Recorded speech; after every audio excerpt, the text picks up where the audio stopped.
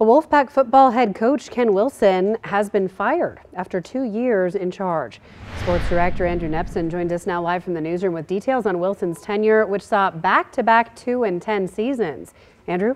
Yeah, that's exactly right. Immediately after the Pack's season finale against Wyoming, I even asked Wilson about that mark, among other things, and Wilson said, quote, 2-10 is not acceptable, end quote. And by virtue of his release, athletic director Stephanie Remp thought so too.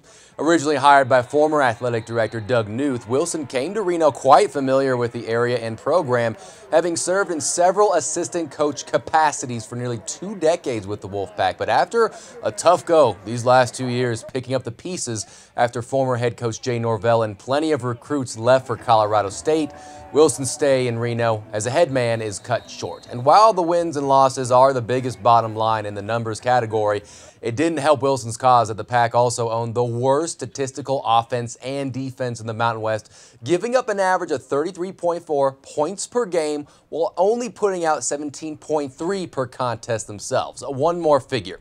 With the firing happening today, Wilson is owed $1 million.